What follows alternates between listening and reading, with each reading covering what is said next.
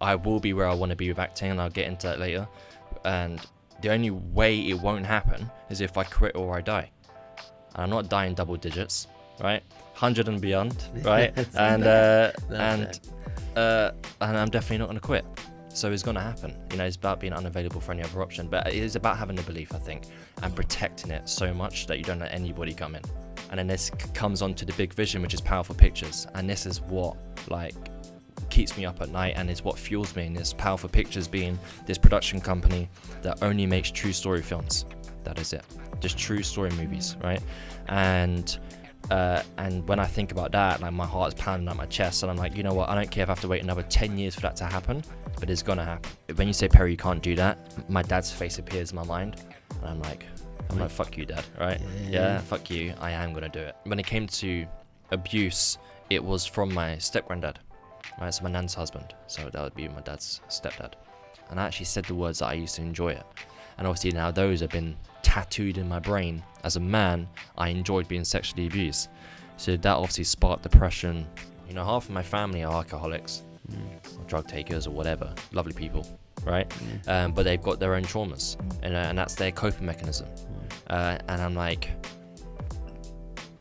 I could have just as easily gone down that road.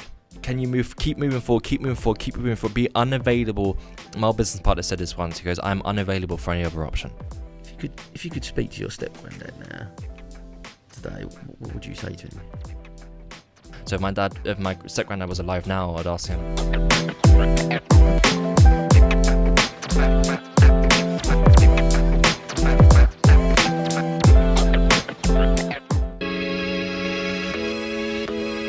I'm on a mission to help the world to see success differently. Through sharing the stories of our guests, I hope to inspire those that listen. This is the Different Hats podcast, produced by H2 Productions.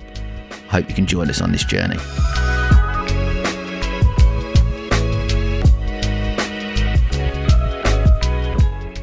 Okay, I'm just going to say something about one of our sponsors, Riverval. The world of cars, vans and minibuses is often a pain point for many of us. The hassle of finding the right vehicle, let alone looking after it, are all more things to add to our lists as busy people. Riverval's mission is to make motoring manageable, and that's why they provide leasing, purchasing, servicing and vehicle management. So whether you have one family car or a fleet of vans for your business, Riverval are your trusted vehicle supplier. Visit www.riverval.co.uk. Okay, let's jump back to the podcast. Okay, welcome to another episode of the podcast. I'm delighted to be joined today for this special episode once again by my wonderful co-host, the lovely Joe Baldwin. Joe, would you like to maybe introduce our special guest today? I would love to. Thank you, Sam. Great to be back again and share this space with you. Thank you for asking me. Must have been okay last time. It was awesome. It was awesome. Okay, today I am really thrilled to introduce Perry Power.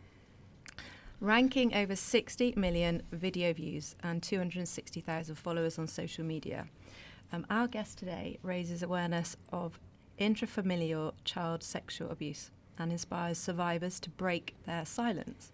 He's an actor, charity co-founder, writer, speaker and coach with a passion for telling stories that need to be told. We're delighted to welcome today Perry Power to the podcast. Perry, how are you? I'm fantastic, other than sweating. It's hot, but no, I love it, mate. I appreciate you having me on and giving me the platform to share my story. Amazing, so. Yeah. Mate, look, we sort of spoke briefly offline before, and I think I'll speak for anyone that was at the Acumen Business Convention, and as I was pretty much blown away by your talk, and I reached out to you straight away, and really grateful that you responded and at the time to sort of come down, because I was really keen to get you on the podcast. For me, one of the things with the podcast is about sharing people's stories and their life stories and what we can learn from them, and you have got such a powerful story to share, and really, really grateful for your time. So thank you, mate. It's going to be great. Now look, we're going to jump sort of straight in. I've sort of mentioned on a couple of episodes with this podcast, this series especially, we're trying to do something slightly different and a little bit thing with our life in 60 seconds. So we're going to kick things off straight away if we can. Just want to tell us a little bit about something from your childhood that has helped to shape who you are today. But we're going to go 60 seconds on the button, and then we're Oh, yeah, you're gonna time it. We're going to delve a little bit into it after anyway. So All right. yeah, go for it, mate. So it's going to be one of my earliest memories, and I was sitting on the floor in the living room of my flat in Chiswick in West London, and I'm watching at the time, didn't know it was a TV. It was just a box, right? And I remember watching it, and I'd see two people on it.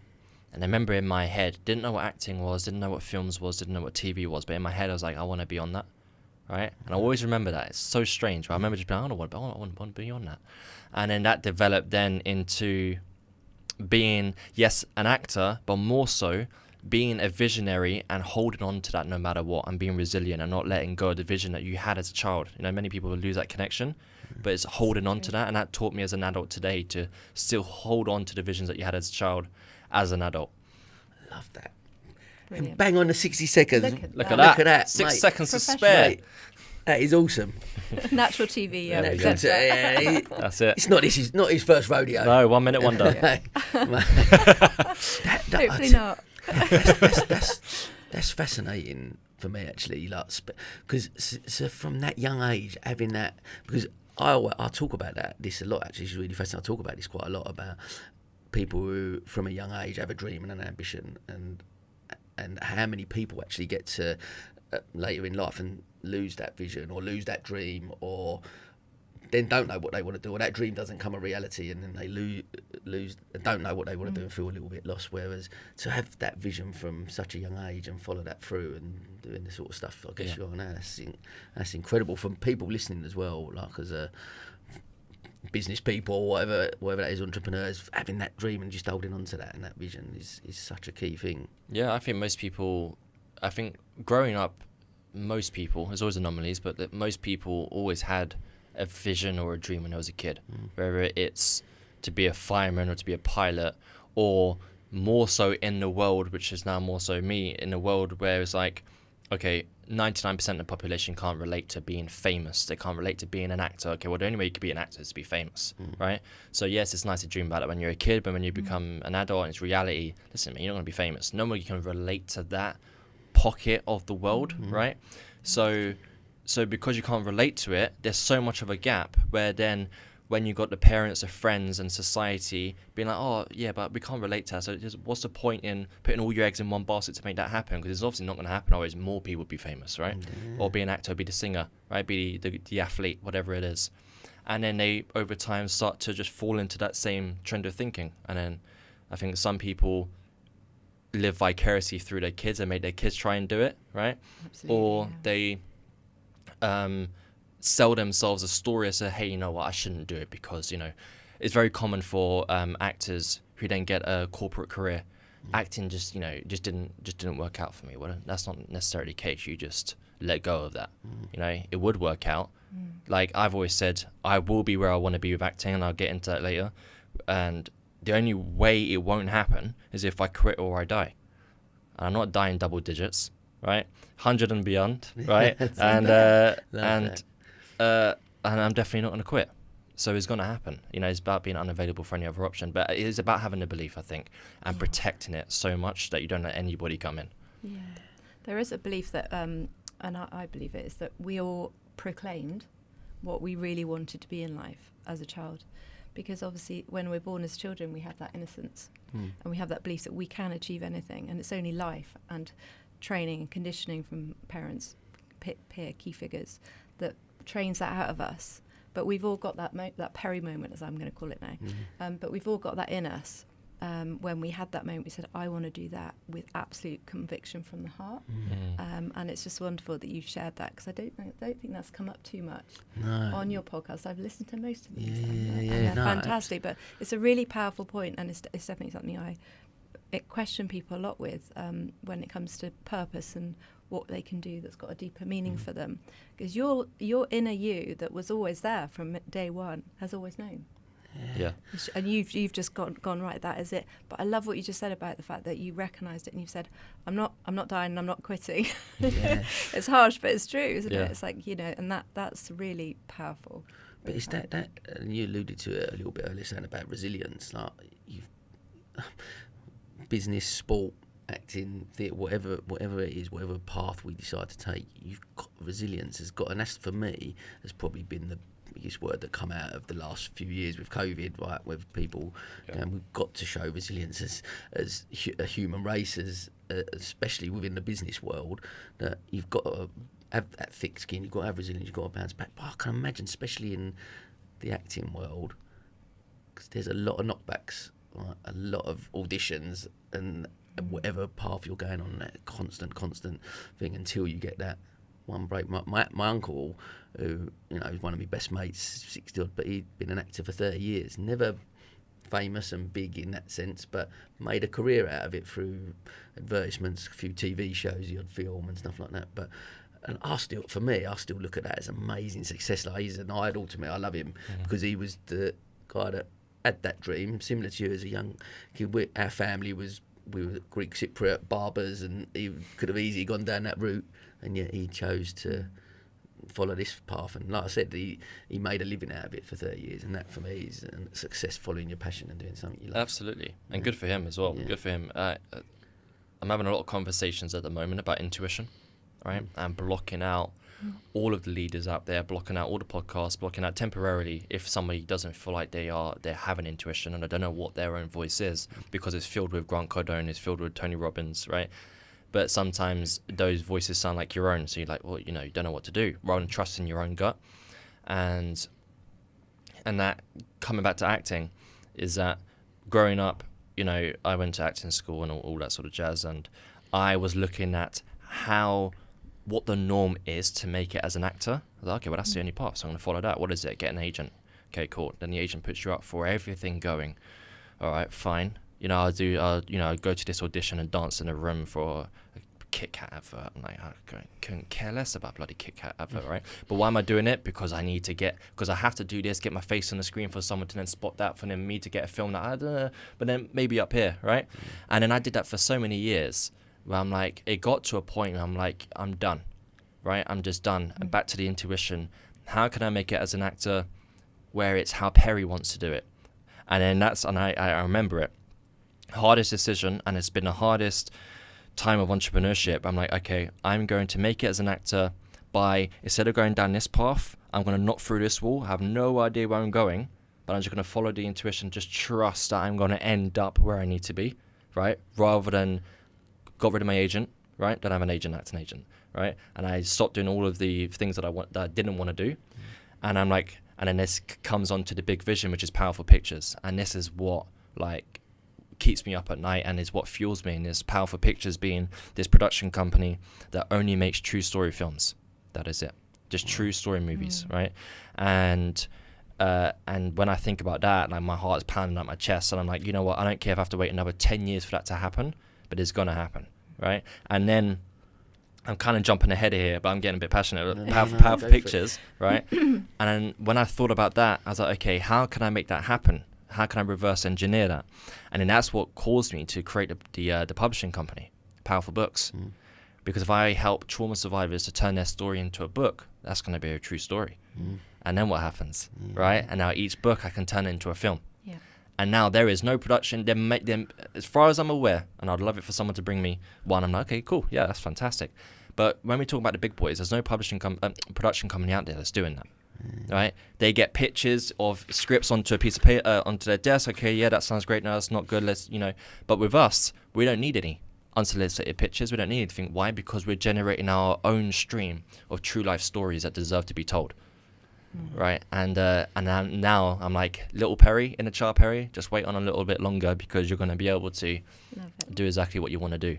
But it's the long game, which not many people are able to put up with. They want it to be doing it tomorrow, which is why they do all those little acting things, and take out acting and replace it with whatever is more relevant. But I'm like, if you just give it 10 to 20 years, right? Give it 10, 20 years, you'll be exactly where you need to be. There's a couple of things there I want to take out. One, the level of self-awareness, I guess, from someone, because how old are you now? What are you? 28. For someone of that age, just have that level of self-awareness. I'm 44. I don't know, even if I'm at that level, you know what I mean? So I'm just thinking that that level of self-awareness to be able to have that, and especially in a society, actually, what you allude to there, especially in a society where we live, where you can have anything tomorrow, can't you?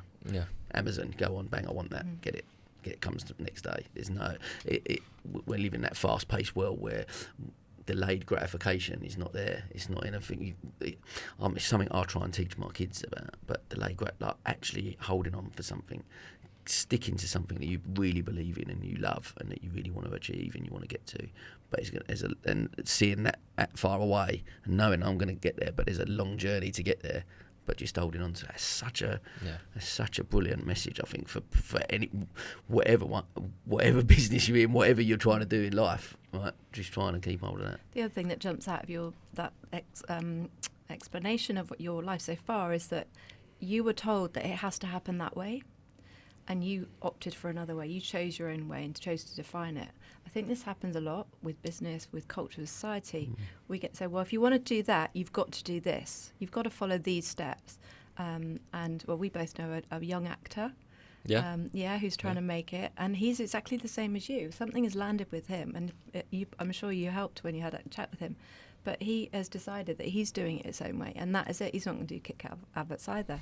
But that we can apply that to life, I think. You know, so much of life that we get told, well, if you want to get that, you've got to do X, Y, Z, and or there's a time frame. Oh, if it hasn't happened by now, one of my visions is to live in California and have a business out there mentoring and speaking. But I get told quite a lot because it hasn't happened yet, and I've been saying that for 15 years. A little while, but it's okay. It's not going to happen, or oh, haven't you given up on that dream? Mad people say that. Oh well, I'm sure you just forget it by now. Like, how am I going to forget it? It just might not happen the obvious way or the way that generally you'd say that would happen. I think that's really a powerful message. I'd be keen to see, like, do you have that just from external people, but also having a voice sometimes? Do you have that self-doubt? Does that ever come into your mind to go, oh, actually, do I go on another path? Or you just 100%, I've got this vision and nothing is going to stop me from getting to that? For acting, I've never had a doubt. Other things in life I've had some doubts, you know, but when it comes to acting, I've never had a doubt ever. I grew up with a father, and lovely man, controlling in many ways, but he didn't approve of the acting path because it wasn't you can't make a living from it. Again, that my dad didn't have a contact list of famous actors. You know, his lists were cleaners or working in, you know, business, but not business owners, but just employees. That was his contact list.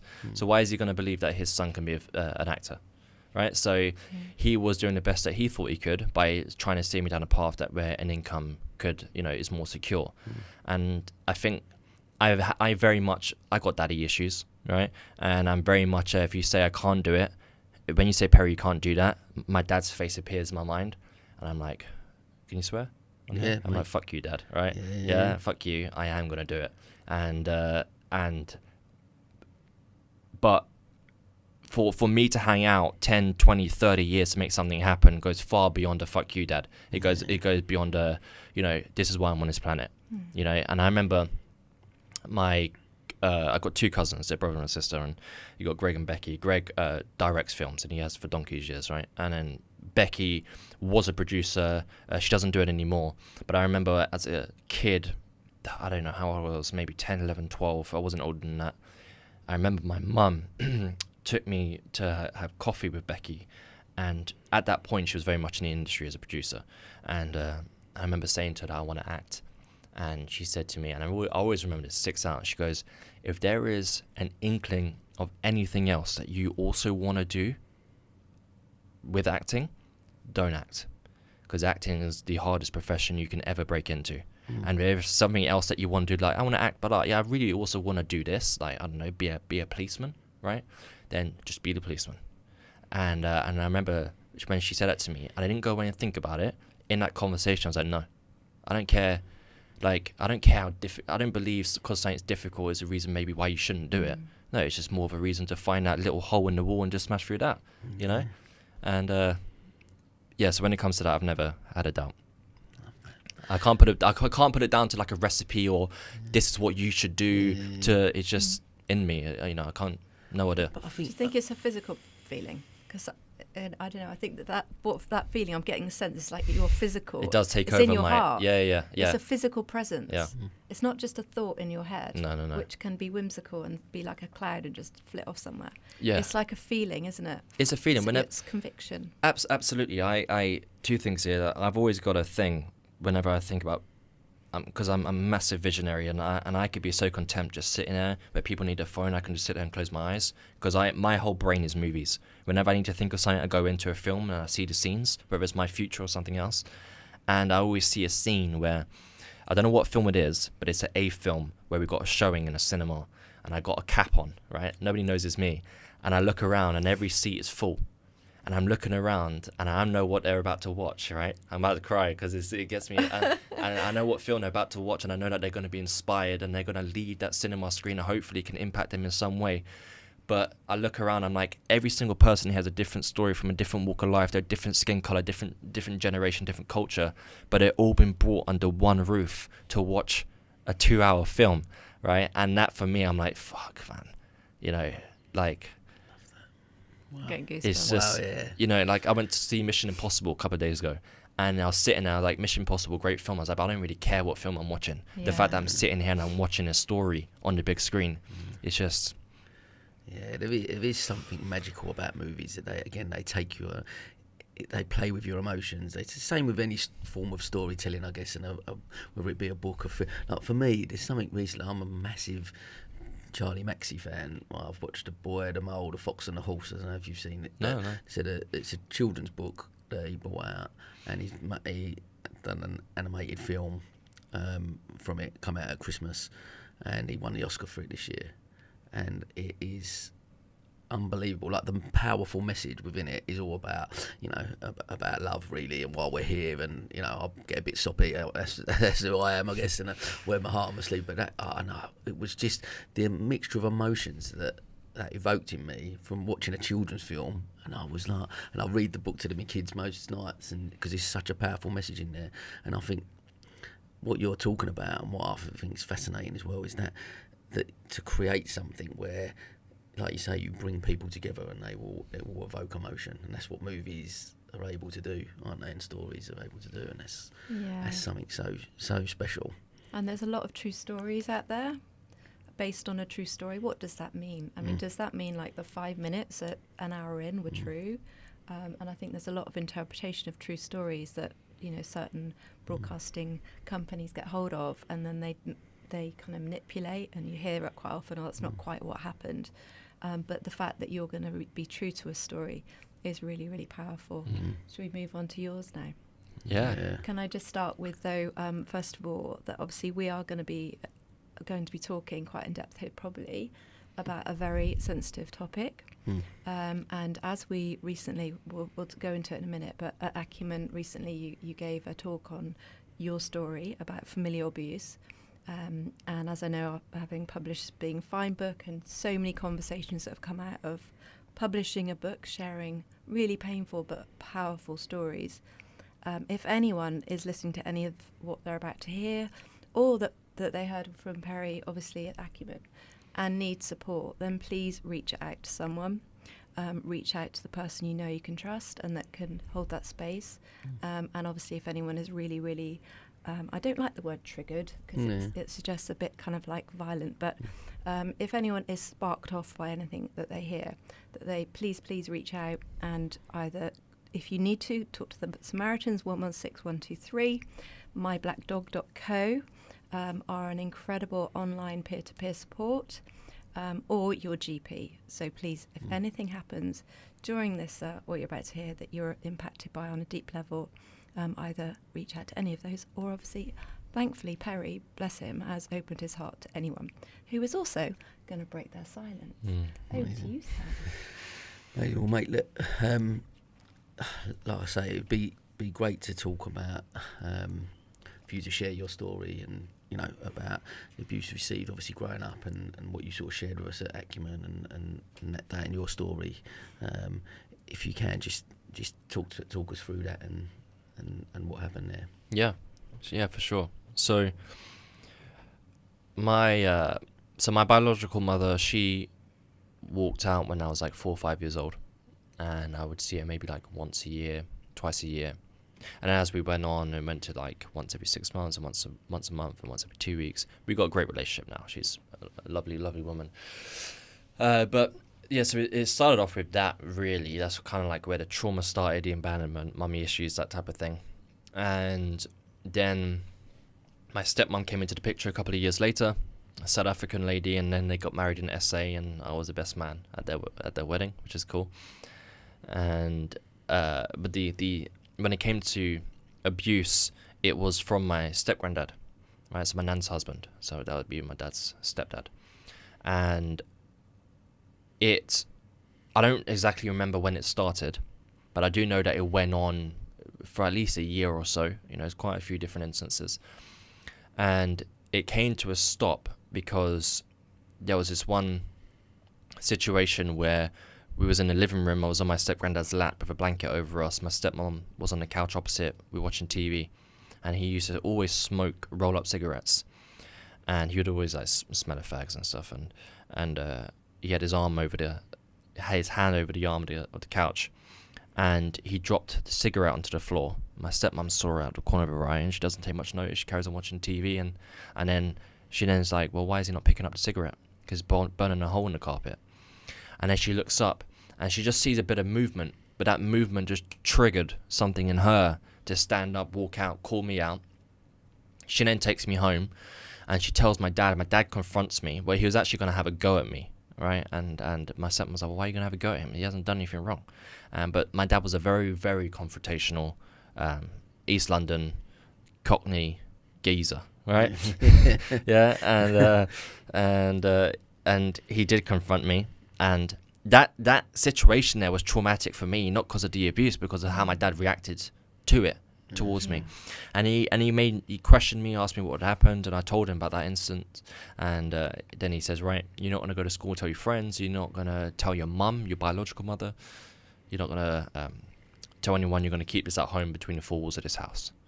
I said, okay. And but again, it wasn't traumatic. The sexual abuse wasn't traumatic. I was never penetrated or anything like that. It was more just sort of hand movements towards me, right? I never did anything to him. It was always him to me.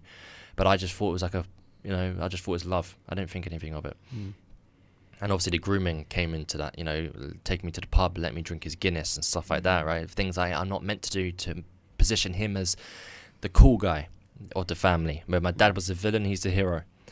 And so that just all played into that. But as we then go on, I'm about like 11-ish, but at that point, I then never went round to my nan's house again. And I grew up. Then I knew what sex was. I knew what sexual abuse was. Then I realised what had happened. And then the inner demon started to grow of, you allowed that to happen, Perry. You did tell your mum when you went to her house, your biological mum, you did tell her. She like nearly collapsed to the floor crying. And then I said to her, but to stop her crying, I said, but Mum, I enjoyed it. And I actually said the words that I used to enjoy it. And obviously now those have been tattooed in my brain. As a man, I enjoyed being sexually abused. So that obviously sparked depression and everything growing up. Well, mate, I mean, thank you. Thanks again for I guess, for sharing that. A couple of things. I'd like to go back to that point, I guess, where you tell your dad, and those are mostly you talk about the trauma from telling your dad. I'm just keen to tap into that a little bit more. Like, how does that land with you? Would you have a good relationship with your dad up to then? Was it, and then what was it like after that period? I don't have much memories of when I was a kid. I really don't. My memories kind of like, there's more memories as a teenager, which I can get into, between a relationship between me and my dad. But before the abuse, I have snippets, kind of like my thing with I want to be on the TV, that type of thing. And it's like a handful of them before then, so I don't remember much. But my dad,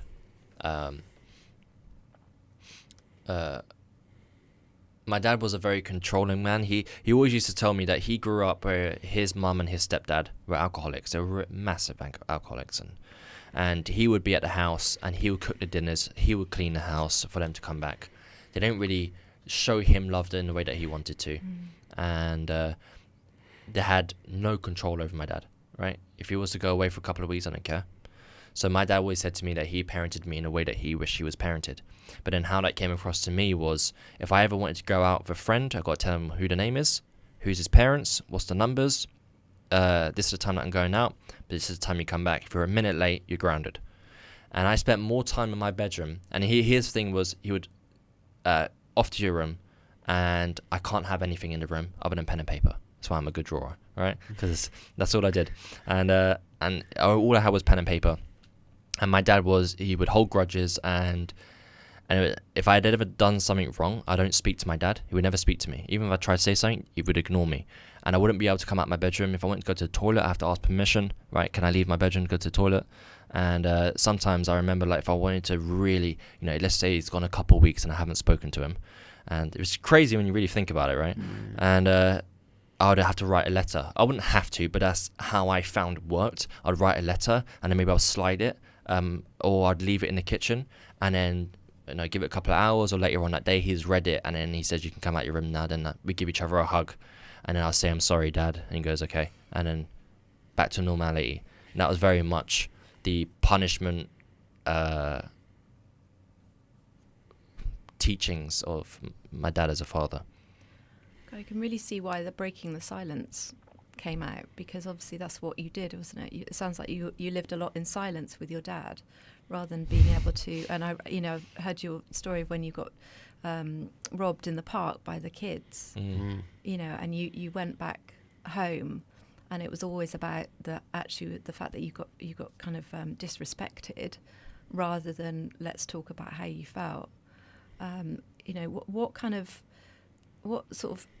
What did that layers did that put on you, do you think? And obviously growing into your teens, and then relationships. I know you shared this in the book, but what is that? What does that do when you've got those layers of conditions, and because it's all part of the picture, I guess, for you, isn't it?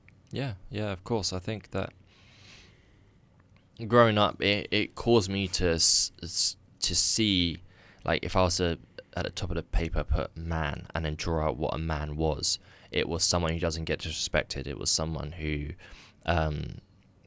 basically was my dad. Like when I got mugged, my dad said to me, you never let anybody disrespect you like that again.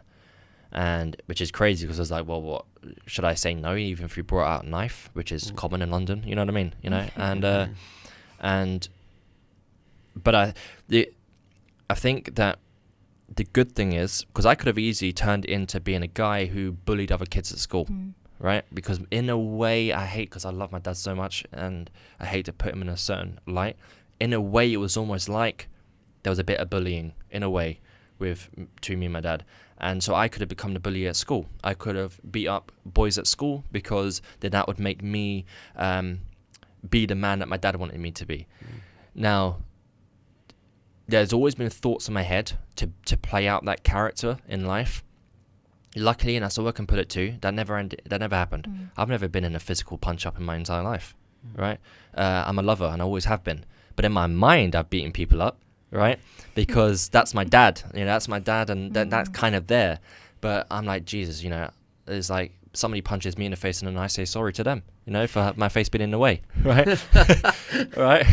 And so I've always had that part of me, and I still put it back to that Perry. That Perry that somehow was like, you can penetrate me to a certain degree, I can put masks on to a certain degree, but I'm still going to be so present where I know that I'm wearing the masks to a degree, right? And I don't know what I can put it down to, but it's, it caused me to be at uni and drink a lot, but it never caused me to drink so much where I became an alcoholic.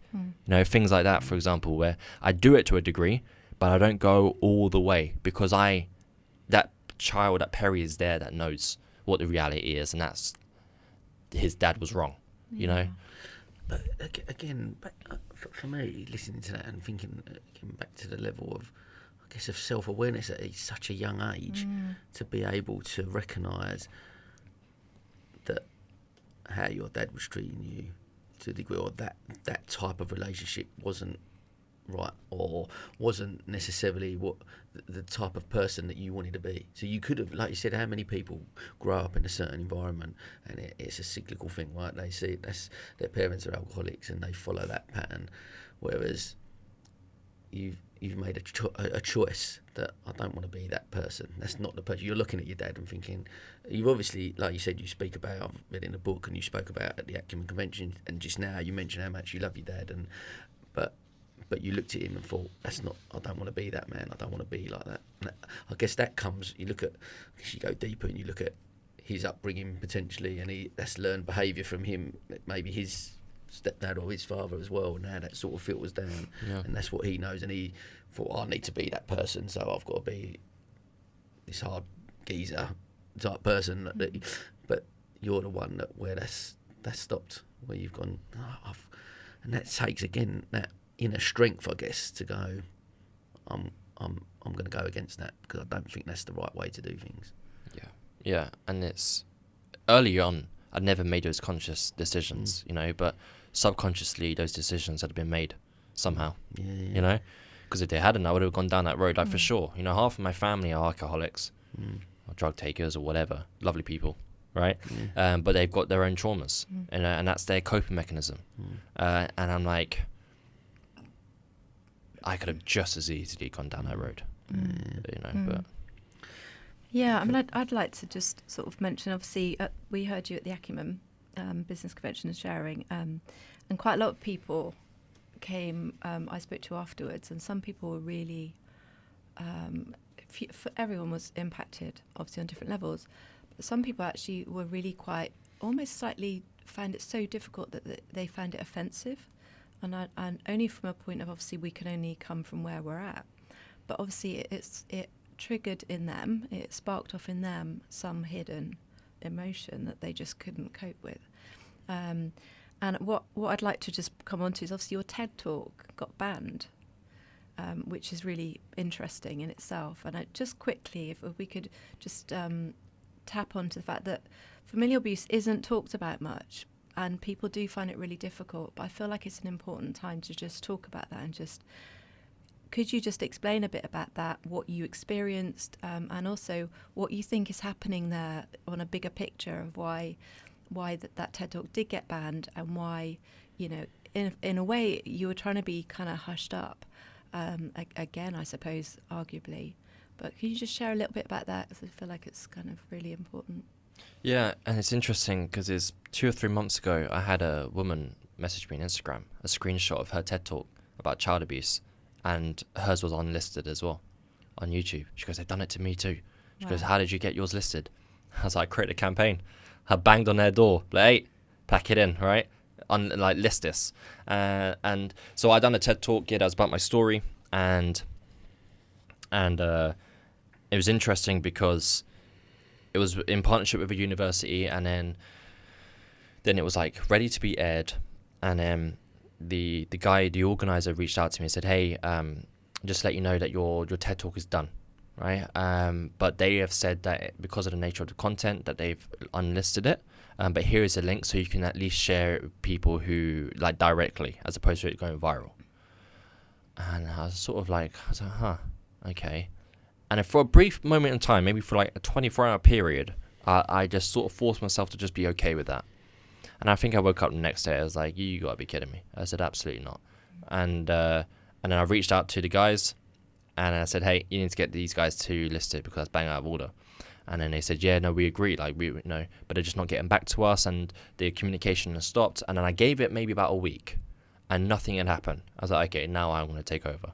So then I created a change.org, change.org petition, and explained the whole story, and then just absolutely spammed the hell out of social media. And I think it wasn't more than a week, couple of days, and then get an email from the organizer say, hey Perry, we're not too keen on the fact that you took control here, but we have gotten back from them. They said there's been a big misunderstanding. They didn't ban your video. It was just temporarily unlisted. It was in a queue, but I was like, okay, let's just say that is true, but then it doesn't explain why the communication prior to that was, your video has been done.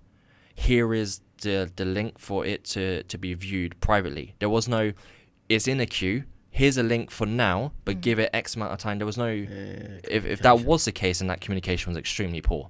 But the fact that it happened with the other person a couple of months ago, I'm like, I don't know about that. You know.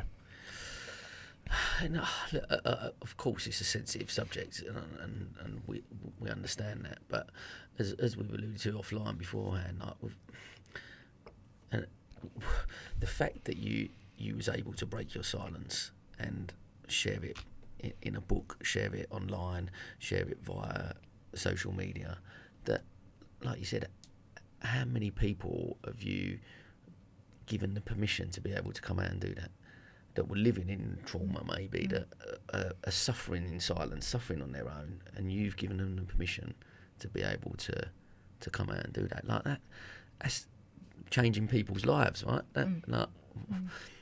Why would people not want? Why would organisations not want that to be a thing? There's a platform there. There's a mechanism and a tool to be able to share to a wider audience, and trying to then silence something, like, I can't understand that. Yeah, I know, and it's even if TEDx, that fully wasn't their intention. I'm like, okay, let's just say that is the case. Use this as an example to better your communication moving forward with other people. Even if especially because I'm very sort of bulldoze, but if I was quite sensitive around my story, that could have really impacted me. So. But I think that, when it comes to this topic, it's like people they won't just sort of jump to sharing it, but people are more positive to share, for example, being raped at a party as a teenager, right? Or being abused by a co-worker, right? But when it comes to your dad raped you, when it comes to your granddad felt you up, when it comes to your auntie did this to you, pimped you out to her friends, that's like, you don't talk about that, Why on earth would you talk about that? Because no one would understand, because that's not a conversation piece. Okay, so for example, you was raped at a party, okay. Well, I can't relate, I can't then come back to you like, oh, I know how you feel because my dad raped me. That's you know what I mean? Yeah, and I think the word loyalty comes in, and a lot of people really struggle with feeling disloyal by sharing what happened, disloyal by admitting that was abuse. And also disloyal to living and past members of the family by actually saying, well, that happened, and defining it. The family unit, especially culturally, society, is seen as this kind of cocoon of safety, of rules. Yeah. To some extent, you could also say in relation to, it's slightly similar, but boarding schools, for example, boarding school abuse, sexual abuse, in the past has been, and hopefully isn't now, but it is just incredible, and thousands of children suffered in private boarding public schools, never spoke about it, and for some reason I keep speaking to people about this, so that there are so many people, but again it's because it's a boarding school and it's just the done thing, or it's in that cocoon, that sort of bubble. And so it's a disloyal thing to the school, to the parent who put you in that school. It's that loyalty and that kind of tie, which obviously you have broken. Sam asked a question earlier, which I'd love you to share on, because it's such an important part of your story, is that just talk about what the impact you've had and the amount of people that have come to you since you broke your silence about their own. It's been quite incredible, hasn't it? Yeah. Well, if we look at today, it's at least 150 million video views now. Over 400,000 followers across Facebook, Instagram, and TikTok. And my Facebook group, about 5,000 members, growing between 10 to 100 people a day joining that. All right, and these are all the examples of, like, I don't share. I'm talking about a topic where you would, like, for example, if I saw a reel of a cancer patient, right, overcoming, love that. But I wouldn't follow them primarily for me because I don't relate to that, right? If I had gone through my own battles with cancer and then I saw that, I'm like, wow, I get it. boom, connection. I'm definitely following this person, right? Most of the time. So for someone to follow me, where I talk about intrafamilial abuse and I talk about sexual abuse and I'm talking about trauma survivors, now broadens the scope a little bit. It's like most of the people are following me for a reason, because they connect. We've got silent followers and we've got loud followers. And I think that ever since I sort of broke my silence for the third time, the first time was to my ex-girlfriend, second time was at a business conference, and then the third time was via video, just blasting it on social media. And then when I got that first bit of feedback within that 24-hour period of somebody in America saying, hey, thank you for sharing that, you know, it's basically helped me a similar experience. I was like, wow. I shared my story for me just then, but now in his world, I shared it for him. Yeah. You know? And that was 2018. I'd like to ask, like, what was the key factor, like, for you getting to that point? Like you said, that first initial point of sharing your story with your girlfriend. What was the turning point for you? Like that key factor that made you go, I'm ready to share this now. Can you pinpoint that moment where you went, I feel ready to open up about this? Yeah, for sure. So it makes it. I'll give a bit of context leading up to the moment. So the sort of backstory, it kind of. My dad went down a path of becoming an alcoholic. He's chosen, you know, he'd drink vodka as if it was water, you know, getting in his 2-3 liters a day, right? Yeah. And he became. I moved out of home when I was 19, so I wasn't living at home with him. But when I would see him, I can tell, you know. And when he was drunk, he would just have an eye squint ever so slightly. My stepmom never caught on, but I could always tell. And growing up, used to fill up the vodka bottles with water so she wouldn't find out, right? And that was our little bonding thing between me and my dad. And, you know, because if I didn't do it, I don't love him, type of thing. And he then was a alcoholic. He then became a diabetic. He then had high blood pressure. And then June the 1st, 2017, paramedics get called to the house because he was having trouble breathing. They said that they need to even out his blood levels. They're going to take him to the hospital. He had a heart attack in the back of the van. And he was 48. And when that happened, June the 1st, 2017, obviously I went through a grooming process, but what I think also happened at the same time is that it kind of it took a lot of weight off my shoulders, I think, of living in silence, you know, because I think partly that silence was because of him, you know, and because of the type of energy he had. Like, if I'm going to speak out, I need to, you know, always look at my phone for my dad to drop me a text, and it wouldn't have been a nice text, you know, so there's always that anxiety there. So when he passed away, I had no more dad, and I feel like that had a huge part in putting me onto the path of allowing myself to reflect. And then I came across a video by Lewis Howes where he brings out his book, Mask of Masculinity. Ellen DeGeneres asks him, hey, why did you write a book? He says, because I was abused as a child and I grew up wearing masks. Then that was the moment when I was like, okay, all right, I didn't know it was masks. I never articulated it in that way before. For me, it was creating a character, right? Because of acting, when I moved to a new location, I created a character, Perry Power 2.0. This is a character people are going to know. He slept with loads of girls, but I was a virgin, right? He didn't care about anything. He's going to rock up to lessons 2 hours late, doesn't care, right? And and I did that until people believed it. Part of that reality became true. I was like, great. But I was like, this isn't Perry though, right? And those were the masks. And then what ended up happening, I was like, okay, how can I break character and how can I take off the mask? And I waited for my girlfriend to come back home, my ex-girlfriend to come home from work. And I said, let's go for a walk.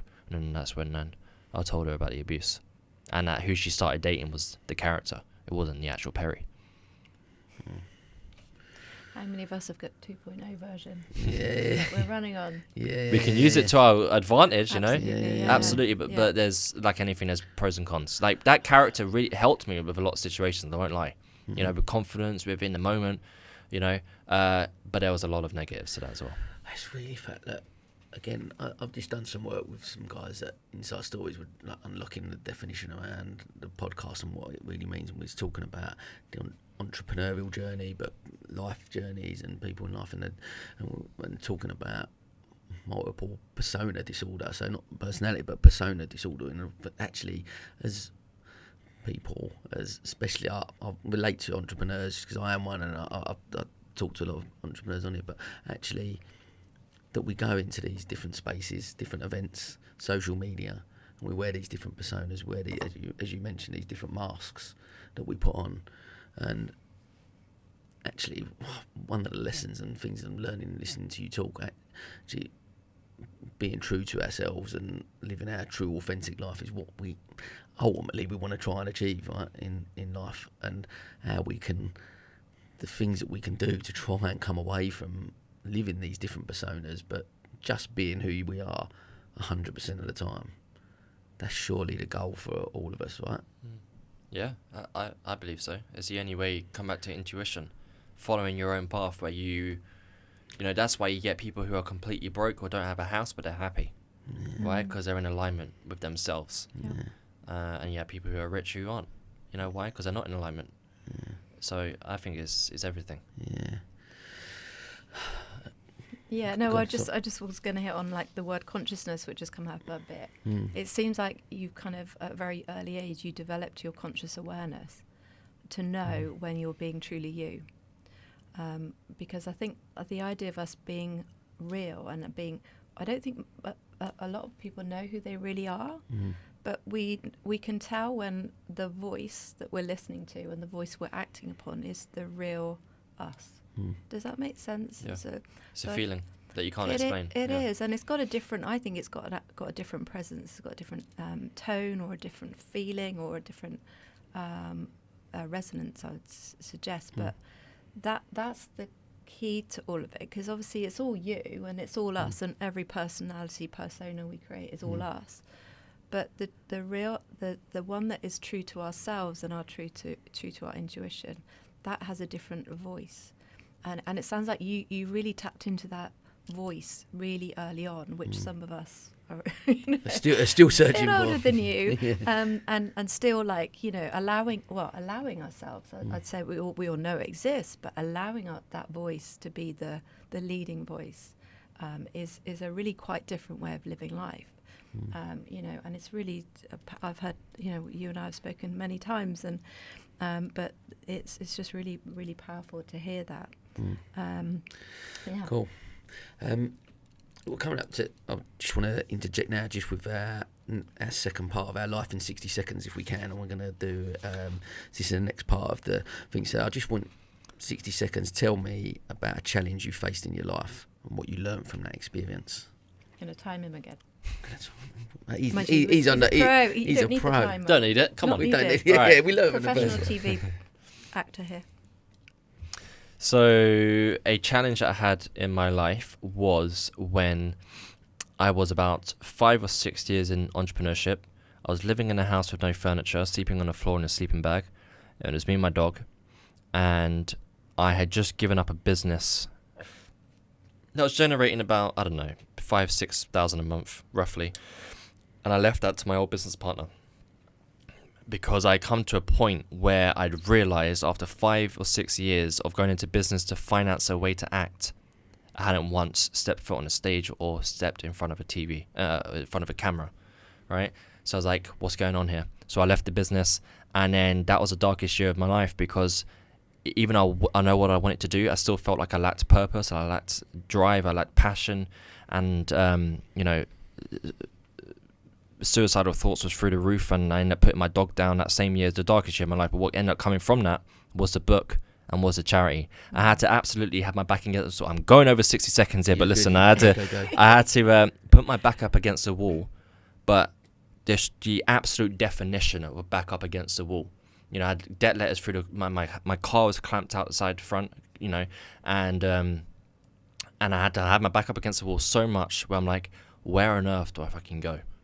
I've got no money, debt through my ears. Where on earth do I go? I was halving my dinners with Amara, my dog, right? Starving, but pride, I didn't really want to ask my family for food, because then like, well, you should go and get a job, because I don't understand. I'm like, I can't get a job, right? I can't. Because did you feel like getting a job would be quitting of? In a way, like the longest time I've ever had a job for was, but this was before, whilst I've been in entrepreneurship, probably for like a couple weeks, because I'm like, why am I remember one of them was a recruitment consultant. I'm like, why am I getting people from calling up these guys in India to go for this job in Switzerland for cars, I'm like, and I'm spending my whole day doing this when I know for a fact I can be spending my day trying to build a brand or trying to do a business or going or building relationships with agents or with managers or whatever. And I'm like, you know what, I'd rather go and live on the street. I really would rather live on the street if that means that I can free up the time to focus on why I'm on this planet. I just could never ever do it, right? And it's the physical presence. Like I would literally, I would go so far as, I remember this one time I was with my ex-girlfriend, and it was a recruitment job, and I quit it because it was 2 weeks before Christmas. And some people can look at it as being very, very selfish, and yeah, sure, okay, but I was walking towards it, and I was literally visualizing so many ways of me dying that day, right? So I didn't have to go into work, right? And I remember walking towards the building, I just stopped, and I just looked at people. I remember seeing 2 people walking in to the door, right? And I visualized what that day looks like compared to what could I spend today doing that I know that that I'm going to be doing in 20 years time. And I just turned around, walked back, right? My girlfriend was in bed. She's like, what are you doing? I was like, I've quit. And I remember that was a dreadful day, right? That was not a fun day. But it's just, but what I learned from that, right, is that sometimes you have to put everything that if you know you're not doing what you want to do in life, sometimes you have to put everything down, everything, right? And parents like, but parent, you don't have kids, okay? I'm not gonna, I can't speak on that, but put everything down to then realize, hey, what can I actually pick up here? And it's just trusting that intuition. Yeah. God, that's amazing, really, because there's so, again, there's lots of things I take out of that, but like from a business owner's point of view, how many times are we a couple of things that, one, when you're on your knees and you're really struggling, but the belief that actually I know that I can come back from this, I know I can, again, back to that resilience word, and you go, I know I've got to get out of this. But actually, what's a really fundamental thing I take away from that, actually looking at what you are doing, and if it's not serving you, not serving your purpose and why you're here, for me, taking that away, put that down. If that's not serving who I am and not doing what I believe I'm on this planet to do, put it down and walk away. Because actually, from pride, there's a lot of people from pride. Well, I can't do that. I can't put that down, because that's feeding that part of my life, and it's a bit scary if I just put everything down. And like you said, you was right at that bit where you no money, no food, and you're right back up against the wall, and having that, just holding on to that thing, that purpose and that drive, blows my mind. Because ultimately it affects our physicality, doesn't it? And for you to have all those dark thoughts, literally just looking at the door of the office building, to have you to think about how you could end your life, it's just incredibly sad to hear that you were just so desperately unhappy. But it creates that, and we hear this. It's a kind of a common theme with every author in that book. Is just they got to a point where they physically felt they were completely lost, which is kind of a weird anomaly, because it's like a feeling of something that being lost, which you associate with the mind. But it is that, isn't it? Which is so powerful. I'll be keen just to tap in a little bit. We talk about obviously challenges and dark time, but you refer to that part of your life as opposed to, like you say, people hear your story would, I guess, assume naturally, even writing out these questions, assume that you would talk about the trauma of your childhood and the trauma of them maybe breaking that silence and what that looked like. That would be my assumption. Would that be fair to think like maybe other people would look at your life and hear about your story and go that? But when you talk actually about a really dark period in your life is not related to your trauma, I find that quite really, really interesting actually to listen to. I don't know what your thoughts are on that. Well, I guess it's like the knock-on effect. Sorry, Craig. No, Karen. Well, it happens quite a lot for people, I think, when there's something that happens that is like a time stamp, and that's the moment that sparks off the trauma, creates the trauma or the anxiety, whatever. But the repercussions and the impact of that and the darkness, the depression, whatever it is, can happen way after, sometimes decades after. Robert Gore, he was 70 when he realised he'd been depressed all his life, and that his mum had been giving him heroin to keep him happy. He didn't realise that until 70 years of age. Wow. So it's incredible, and obviously that moment what we'd like to do during this podcast, obviously, talk about success in a second, but just to finish off, not to finish off, but just to sort of segue into that, if there's anyone listening to this, Perry, that you kind of, that really kind of relates to not necessarily all of your story or part of it, that feels in that sort of moment of difficulty and hasn't broken that silence, can you just offer something that you can share with them that would help them to kind of do it themselves, and also the next steps they can then take to move forward, which you obviously have done, which is amazing? Yeah, so if someone's listening and they're living in silence, then the first thing to do is about the action to take, and then about who you can become after that. So the action to take is not to hear my story and follow what I'd done, which is tell my ex-girlfriend, because if she would have like rejected my story or would have given me like, I don't know, pause and then just looked in the other direction, in her head she's thinking about what to say because she doesn't want to hurt my feelings, but in my head I'm like, is she trying to figure out if she should still be with me because I was abused, And it's not about what's true, it's about what we perceive to be true, right? So then it's like, okay, now I associate my truth with rejection, even if she's like, no, that's not what I thought, it doesn't matter, I've already decided that's the truth. And then, I can go live in the rest of my life in silence now, because now I have an experience, which wasn't great. So my thing is, if you're living in silence, break the silence to yourself first in as many different ways as possible, and then you tell someone else. So instead of telling your partner, try number 1, break your silence to yourself in 11 different ways, then on try number 12, then you tell your partner, because the person who you'll be from try number 1 compared to try number 12 is going to be night and day. 1, you're seeking validation, right? You don't have that much power. Over here, you're not seeking validation, and you're in full power, right? Because you're telling it from a different place. And all the different ways you can break the silence is it comes down to how can you express what you went through. It could be writing a journal, it could be writing a poem, it could be choreographing a dance piece, it could be going to a pottery class and then making a cup. But in your mind, right, you're allowing your emotions to flow through that you've had trapped for so long into this cup, because now when you finish, you now have a tangible. This represents you breaking a silence. Nobody else needs to know, but when you see it, you know that right there is in part owning your truth. Okay, and then once you've broken your silence properly and you're happy, my story's out there in whatever way that looks to you, then it can be, okay, now it's about taking ownership over your story, because then that equals taking ownership over your life, and then you can start to be the person who you want to be.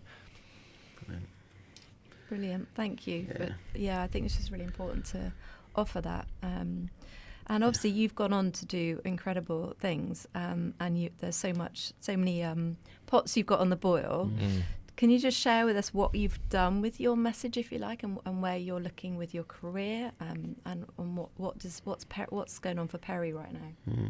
So it all started with the book Breaking the Silence, which was in 2021. Is when I wrote that book in 30 days in 2020. Wow. Sat on it for a year, right? Didn't want to really. Why? Because I wrote a book going back to the house with no furniture, sleeping on the floor, didn't have any money. But I wrote the book, but in my head I'm like, right, for this to be the best book possible, I need to hire an editor, hire a designer, hire a formatter. And then I had a couple calls with different people. We're talking anywhere between 8,000 to 15,000 to get the book done, So we had the finances, and then we had okay, now my book's going to be out there. I don't know, what does that look like? And then there was a bit of fear there, right? Then fast forward a year, I'd moved to Guildford, and I didn't have a ton of money, but I had enough money to pay rent and a little bit more. And I was like, okay. I woke up one day, and again, I didn't plan it. I just woke up, and I was like, right, Perry, what are you going to do with this book, dude? This book is in your Google Drive folder. It's still there from last year. Still got the same fears, same worries. You still can't afford to hire anyone, so what are you going to do about it? And then I'd say this a lot. I put myself into like a mental interrogation room. I sit myself down, like a scene, right, like Batman and the Joker, right? Yeah. And then I love that. and then I question myself, right? And I'm like, oh, well, that's true, dude. And like, okay, cool. So what are we gonna do about it? Well, we're gonna download Grammarly, right? Google Chrome extension. How can I spell check things? Grammarly. Cool. Let's download that. Let's put the book through that. Go onto Canva. You know, design a front and back cover. Okay. Amazon KDP. What is that? YouTube. It's a good friend, all right? And then boom, I put the book out within a couple of days, and then it went to #1 in the mental health and the sexual abuse categories, so pretty big categories in the UK and the US. And then from there, and now, because here's the thing that happens, when you write a book and you put it out there, you take on so much control and ownership over your story, and then you're like, right, what else can I do? Yes, who can I put? What hands can I put this book into? But what else can I do with my story? And I was like, okay, well, now it's time for press and PR. So let me get into all the local newspapers and stuff like that. And then I remember family members of my step-granddad, they caught wind of my story in the press, and then they reached out to me, and I was shitting bricks, right? Because I'm like, what are they going to do? Try and sue me? They're going to say it's not true? Or I'd never met them. Well, I'd met them as a child, but I don't remember them. And but I knew, he's got kids, and they're not going to be happy with me talking about their dad, I'm sure. But then they reached out to me and said that he abused them all too, and that that I have their full support. So then from the book, then came the charity in America. We rescue kids, so we give free mental health care to child survivors of sexual abuse. We basically pay for child therapists, and partner up with children when we get referrals. And then from there, then I just started building my audience. I think that was the main thing. I was like, I don't know, because I'm a big business guy, right? Yeah. I was like, but if I'm going to make money from this, it needs to be from a way where whatever I'm making money from, I would do it for free if I was a billionaire. That's the only way I can do this. Yeah, I love that. Right? So I carried on just being broke or just whatever. And from that house, when my dog passed away, I remember I came back in and slept in a dog bed, and most horrible day of my entire life. And then I woke up the next day, I was like, right, I can't be in this house anymore, because if I be in this house anymore, I actually don't know if I'll be here. Because as Amara, there was this one time where I was driving back from Tesco's. I went there to go and get bread, and I realized 40 minutes later I was still sitting in the car with no bread. I was like, right, I need to get back. I'm driving home, coming up to the petrol station, and I just like visualized driving into the brick wall. But I was like, but Amara's at home, what's going to happen to her? She's like my best. She's the only girl that's ever been in my life for, for everything and anything, right? And I'm like, what's gonna happen to her? I'm like, oh, best get back home to her. As soon as I open up the door, as dogs are, they're jumping all over you. I'm like, damn. And it's a bit like Afterlife, Yeah. And then then I from that house, and then moved to my auntie's house, but slept on the couch for months, right? And but still, I'm like, all I'm going to focus on now is just putting out content, reels, sharing my story, helping as many people as possible break their silence, and I'm just going to trust in the universe that my path is going to align. Whatever happens is going to happen, but I'm not going to control it. What ended up happening, people didn't ask me, hey, can you help me write a book? And I'm thinking, oh, do I charge for that? I'm like, oh, but I feel so shit charging, and I would give like feedback and stuff and advice. So I'm like, come on, Perry, like therapist charge. You know what I mean? Sure, you're not a therapist, but what is the end goal for a therapist? To help us survive a hill. That's the same goal as you, but you just got your own way of doing it. So just charge, and to a certain degree, I still have that now. Don't get me wrong, I still have that, but I have to come over that. And now I have a book writing program, and Bonnie, we launched her book last month, and she said that writing her book brought on more healing than 10 years worth of counselling. And when she said those specific words, I'm like, I just need to look at that if I ever have a internal dialogue, that's it. Yeah, I think that's such a brilliant message. Like, I really actually listening to them really resonate with it. Like, I'm at a period, I guess, for me, where I'm never had that financial freedom. But as a businessman, I do okay, make some money in there, but and I love giving. I'll give so much to communities and do the stuff I do, and I'm passionate about that and love that, believing in that process. But the amount of people that have reached out to me recently and gone, why do you not charge for your time in that sense? And actually, what I've come to realise, and I listen to Jay Shetty quite a lot, but mentioned a lot about what you're mentioning. Actually, you can have, for you to have as much of an impact as you're having, you've still got to pay bills, right, and be able to achieve certain things. Doesn't mean that you necessarily want to become a multi-millionaire to buy a Lamborghini. Maybe you do, I don't know, but I guess my understanding of what you're trying to do, you can only have that much. You can have more of an impact if you're getting paid to do things to be able to achieve more. You can have more of an impact, in fact, support more people to break their silence and achieve more within and bring more goodness to the world. But by you making money to do that, that's not a bad thing to do, right? Yeah, but exactly. You know, like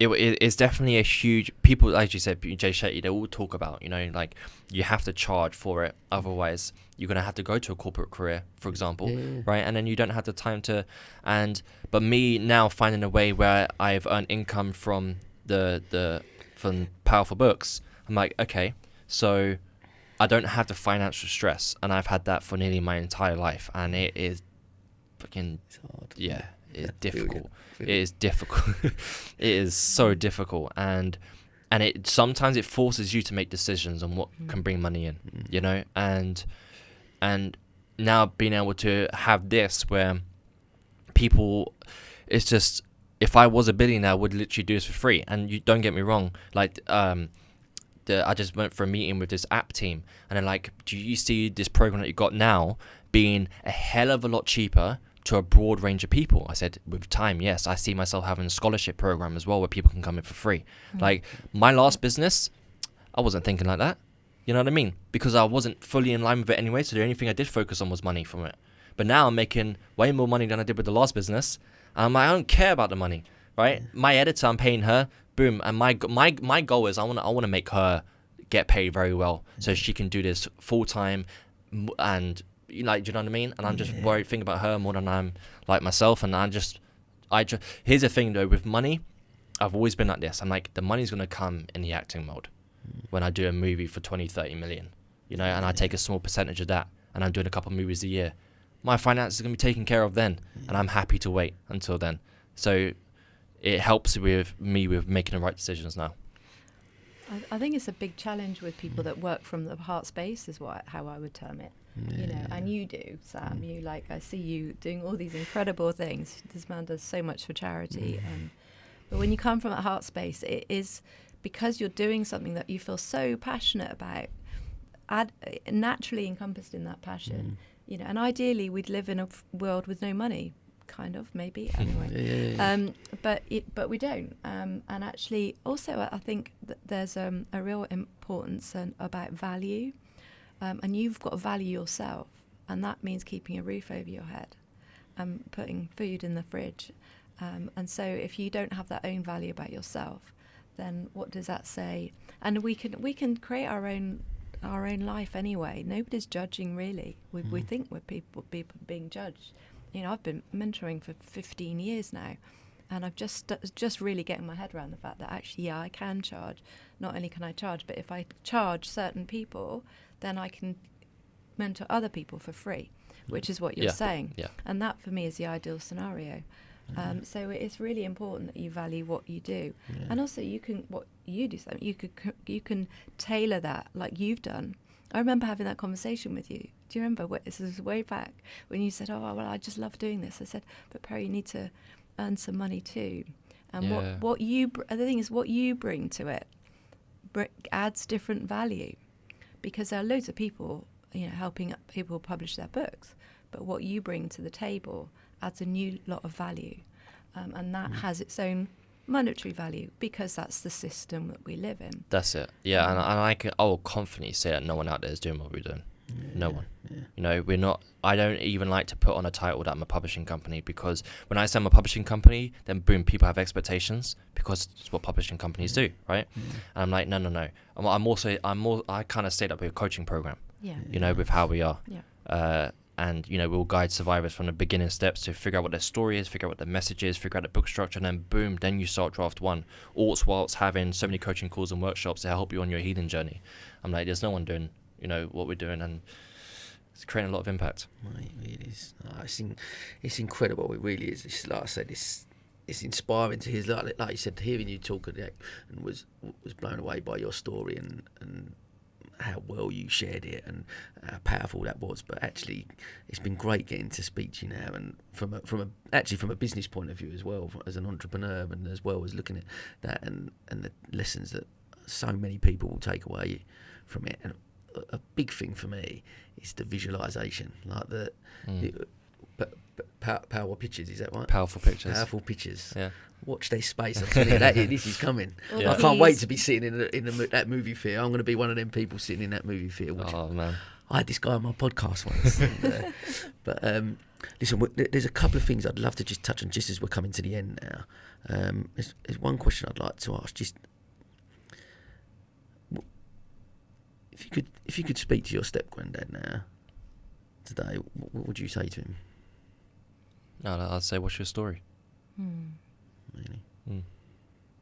I have my own version of what his story is. He grew up in his parents died, I think, and then him and his brother went to an all-boys Catholic boarding school. His two sisters went to an all-girls Catholic run by nuns, and they were physically abused. One of them was deaf in one ear because of being hit on the side of the head. And then my step-granddad and his brother, my step-granddad, who was questioned by the kids to see if because loads of reports came out that the school just shut down one day, just closed doors one day, no notice, nothing, right? And then boom, all these reports came out, which is part of those reports flooded into the Spotlight film, right? And about, he always would just say, I did what I could to protect my brother. So my step-granddad just used to say whenever he was questioned about the abuse at the school, and that's all he would ever say. And but there was reportings of rape, there was a common thing where all the boys would be sleeping in a room, and then just in the middle of the night, a priest would walk in on a bunk on one of the beds, and whoever got tapped would then have to leave the room and go after with the priest, right? And I always remember that, and it was a common thing in the reports from that school. And so, listen, I talk a lot about forgiveness. I forgive my step-granddad. I don't condone what he done, absolutely not, right? But for me, I'm like, can I see it from over here? And people get confused with agreeing. No, separate that. Yeah. Can I see it from over here? Can I see, okay, but he went down that path. My dad, I could be here touching up kids. Me, 28, I could. But obviously not. I don't, because I didn't go down that path, right? My step-granddad didn't get the help that he needed. And he grew up being an alcoholic and then inflicting that onto other people. So if my step-granddad was alive now, I'd ask him, what was your story? Like, because I guarantee he's never been asked that before. Mate, thank you. Look, we're coming to the end. We're gonna finish with our last 60 seconds. Life in 60 seconds. We'll go with this. We can run over, so we don't worry. But listen, as I mentioned before, obviously I talk about success a lot and people's definition around success. Talk about people's stories, where they've been, where they are now, where they're going. Just share with me, with all that in mind, share with me what your definition of success is. I believe success is being able to stay course on the track towards your vision and not derailing. And that's it, whatever that looks like. Because that could be money that comes along with that, that could be emotional success, financial success, it could be whatever it is. But I think very often people get derailed and they go down this path down here, and they never try to course correct. But if you can just stay on the path, so for example, if it's acting, if it's singing, if it's business, stay on that path and just don't derail, and just because I feel like if you don't derail, that shows a lot of things. It shows that you have belief, it shows that you are prepared for all of the hits that life is going to throw your way, but you believe that you can push through. And as Rocky says, it's not about how hard you hit, but how hard you can get hit and keep moving forward. It's one of my favourite quotes. I love that. Oh, that's made the podcast. Mate, that's it. That's it. And it's about how hard you can. It's about can you move? Keep moving forward. Keep moving forward. Keep moving forward. Be unavailable. My business partner said this once. He goes, "I'm unavailable for any other option." And ever since he said that, I've always taken that. I'm like, I'm unavailable for any other option. Like, don't come knocking on my door, so I won't answer. And for me, if you can do that, question here, that is a fulfilled life. How can it not be? Because no longer, like, with acting, I don't measure that by money. If you're a singer, you don't measure that by money. It's a Yeah. byproduct, right? And yeah, Mate, what a brilliant way to wrap up the Your youngest guest, Sam, is giving you the best explanation, I Oh, think. Youngest guest? I think so. 100%. It is. Series 5. It's taken us to Series Youngest 5. We but found the wisest. best definition of success, and that is it. This is a wrap, as they say. No offence to all the other guests, No, including myself. Absolutely. No, it was, mate. Listen, honestly, like I said, I was blown away on that day, and even more blown away today with just brilliant conversation and your openness, honesty, your insight, your self-awareness is incredible, and just so inspiring. Really is. Can I just ask one last quick question? Go for Can we it. come to your premiere in Hollywood? of course you can. Thank 100. you. Of course Me and you on the can. red carpet. I'm in. I'm going gonna- to wear a tux too, by the way. That's it. Well, the most nearest thing is that we're working on a documentary at the moment, right? So we've got me and 2 producers working on this documentary. Brilliant. We're currently in a stage of, it's called Breaking the Silence, and it's about, I'll try and make it as quick as possible, about me and 2 other survivors. We go through my story, and then it jumps to survivor number 2, and it's going to be in India. So we're going to be out in India in an Indian family about intrafamilial abuse. So we're touching that demographic. Wow. And then we go over to America, into an American family, and we show the intrafamilial abuse there. And then it circles back to me with the fact it was my story, my voice that brought these guys together, and what can happen when you actually take ownership over your story. And it's just all about intrafamilial abuse, about empowerment. And Brilliant. many things that come out about abuse and stuff, like is very much, my dad the paedophile, my granddad this, very dark, doom and gloom. And that's never been my world. I'm like, doom and gloom is in it, but it's going to be wrapped up in empowerment and positivity and inspiration, because that's the life that you need to live. And so yeah, we're currently in that process now. We're trying to raise funds for it. And that's going to be the most nearest premiere, which So you if guys anyone's are going to have to listening go. to this and they have some spare cash, If you've got money, Yeah. right? yeah, and, plenty of money. Plenty of Yours, money. We've got to raise £414,000, which is a lot of money in one angle, but in the film world, it's not a lot of money at all. Sure. But with this type of project, we're not necessarily seeing it as a typical investment, Yeah. because we don't know if this is going to make its money back because of the nature of it. But it's more so impact investment, where it's like, I'll give you X amount. If I make my money back plus more, fantastic. But if I don't, it's for a good cause. That's Brilliant. kind of where we're at. Really good cause. Amazing. Thank you so Can't wait to be at much. that premiere. Yeah. Listen, mate, wish you every success in the future, and I have no doubt, listening to you, that we will, and all the people that are listening will be sitting in a theatre watching from one of your productions, I'm sure. So, mate, thanks so much for your time, and it's been amazing. Joe, thank you for co-hosting with me, and Pleasure as always. that, as they say, is a wrap. Thank you. Thank you very much. Wow.